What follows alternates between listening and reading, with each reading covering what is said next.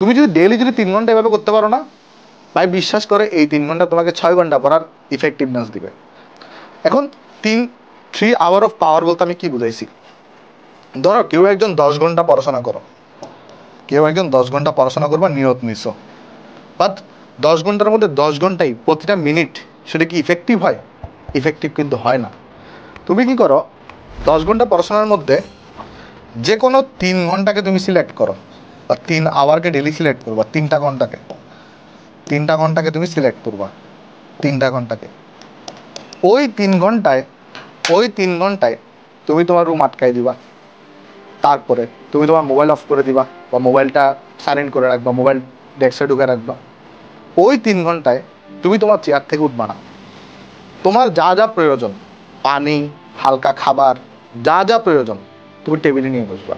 এবং ওই 3 ঘন্টায় তুমি তোমার পিতামাতা, বাসায় সবাইকে রিকোয়েস্ট করবা তোমাকে যেন না ডাকে। ওই 3 ঘন্টা এক্সাক্ট 3 ঘন্টা হবে তোমার, এক্সাক্ট 3 ঘন্টার মধ্যে 3 ঘন্টা হবে ইফেক্টিভ পড়াশোনা। ওই 3 ঘন্টা তুমি পড়াশোনা ছাড়া অন্য কিছু চিন্তাই করবে না। এটাকে বলে 3 আওয়ার অফ পাওয়ার বা 3 হোপ। ঠিক আছে? তুমি যদি ডেইলি যদি 3 ঘন্টা এভাবে করতে পারো না ভাই, বিশ্বাস করে এই 3 ঘন্টা তোমাকে 6 ঘন্টা পড়ার ইফেক্টিভনেস দিবে। তুমি এটা একদম গ্যারান্টি নিয়ে থাকো। 3 ঘন্টা যে পড়াটা আছে, এই 3 ঘন্টা তোমার 6 ঘন্টা পড়ার, তোমার 6 ঘন্টা বললে নর্মাল নর্মাল 6 ঘন্টা বললে যেরকম হয়, তো এই 3 ঘন্টা তোমাকে সেটার ব্যাক আপ দিবে।